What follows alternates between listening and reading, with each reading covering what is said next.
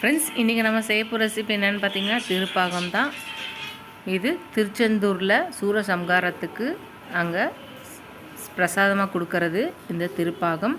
ரொம்ப ஈஸியாக சிம்பிளாக 10லேருந்து ஒரு 15 நிமிஷத்துக்குள்ளே செய்யக்கூடிய இந்த திருப்பாகத்தை ஈஸியாக சிம்பிளாக எப்படி செய்யலான்னு பார்க்கலாம் வாங்க. ஃப்ரெண்ட்ஸ், இன்றைக்கி நம்ம செய்ய போகிற ரெசிபி என்னென்னு பார்த்தீங்கன்னா ஒரு பிரசாதம் தான். அதுவும் திருப்பாகம். திருச்செந்தூரில் மகா கந்தசஷ்டி விரதத்தப்ப இந்த சூரசம்ஹாரத்தன்னைக்கு அங்கே கொடுக்குற பிரசாதம் தான் திருப்பாகம். அது எப்படி செய்யலான்னு பார்க்கலாம். ஒரு மிக்ஸி ஜார் எடுத்துக்கலாம். இதில் 1 கப்பு முந்திரி எடுத்துக்கலாம். இதை தூள் பண்ணிக்கலாம். நம்ம எந்த கப்பை அளவை எடுக்கிறோமோ அந்த கப்பில் தான் இன்றைக்கி எல்லா அளவும் எடுத்துக்கணும். ஒரே அளவை எடுத்துக்கணும். இப்போ முதல்ல இதை தூள் பண்ணி எடுத்துகிட்டு வந்துடலாம். இப்போ நம்ம முந்திரியை தூள் பண்ணி எடுத்து வச்சாச்சு. ஒரு பேன் எடுத்துக்கலாம். அடிகனமான பேனாக எடுத்து வச்சுக்கோங்க. இப்போ எந்த கப்பில் நீங்கள் எடுத்தீங்களோ அந்த கப்பில் 1 கப்பு நெய் எடுத்துக்கலாம். அதை போட்டுக்கலாம். இப்போ 1 கப்பு கடலை மாவு எடுத்துக்கலாம், போட்டுக்கலாம். அடுப்பை லோ ஃப்ளேமில் வச்சுக்கோங்க. இப்போ நம்ம தூள் பண்ணி வச்சுருக்க முந்திரியையும் போட்டுக்கலாம். எல்லாத்தையும் போட்டாச்சு. இப்போ நல்லா கிண்டிக்கலாம். லோ ஃப்ளேமில் வச்சு நல்லா கிண்டிக்கலாம். கட்டி தட்டாமல் எல்லாத்தையும் நல்லா கரையிற மாதிரி கிண்டிக்கலாம். எல்லாத்தையும் நம்ம கரைச்சாச்சு. நல்லா கட்டி தட்டுறதுக்கு நான் கொஞ்சம் நல்லா கரைஞ்சி வந்தாச்சு. இப்போ இதில் நம்ம எந்த கப்பில் எடுத்தோமோ அந்த கப்பில் 1 கப்பு பால் ஊற்றிக்கலாம். இப்போ அதையும் சேர்த்து நல்லா கலந்துக்கலாம். இது நல்லா பால்லேயே நல்லா வெந்து வரணும். அது வரை இதை நம்ம இதை வேக விடலாம். லோ ஃப்ளேமில்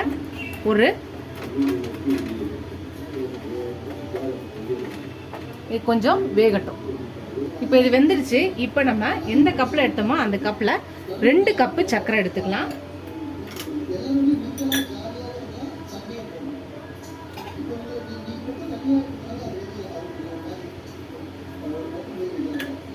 ரெண்டு கப்பு சர்க்கரை போட்டுக்கலாம். இப்போ இதையும் சேர்த்து நல்லா கலந்துக்கலாம்.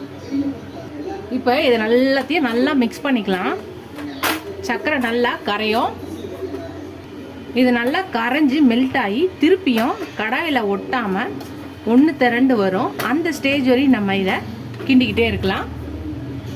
எல்லாம் கரைஞ்சி ஒன்றா வந்துச்சு பாருங்கள். இது மாதிரி நல்லா வரணும்.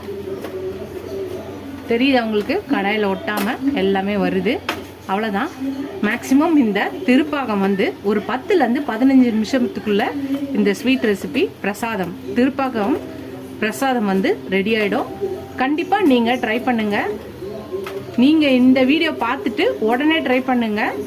நாளைக்கு முருகனோட திருக்கல்யாணத்துக்கு இதை நீங்கள் பிரசாதமாக கூட செஞ்சு முருகருக்கு படைக்கலாம். முருகருக்கு நாளைக்கு படைச்சிட்டு ட்ரை பண்ணி பார்த்துட்டு எப்படி இருக்குன்னு சொல்லுங்கள்.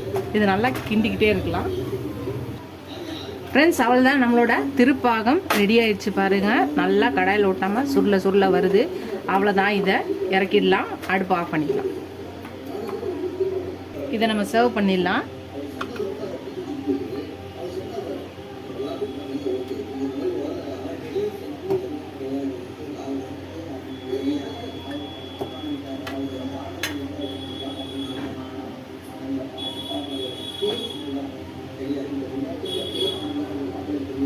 அவ்வளோதான். நம்மளோட திருப்பாகம் ரெடி ஆயிடுச்சு.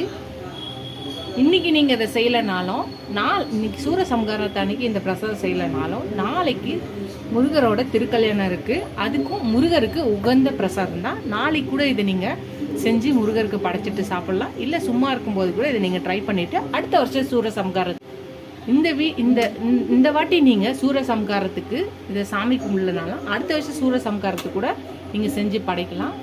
இது சூரசம்ஹாரத்துக்கு மட்டும் இல்லை, முருகருக்கு உகந்ததுனால முருகருக்கு எப்போல்லாம் நீங்கள் பிரசாதம் செய்யணும்னு நினைக்கிறீங்க அப்போல்லாம் இதை நீங்கள் ஈஸியாக குயிக்காக செஞ்சிடற ஒரு பிரசாத ரெசிபி. ட்ரை பண்ணி பாருங்கள். ட்ரை பண்ணி பார்த்து எப்படி இருக்குன்னு சொல்லுங்கள். ஃபஸ்ட்டு என் சேனல் பக்கம் சப்ஸ்கிரைப் பண்ணிட்டு பாருங்கள். இதோட அடுத்த ரெசிபியில் பார்க்கலாம். டாடா பாபா ஃப்ரெண்ட்ஸ்.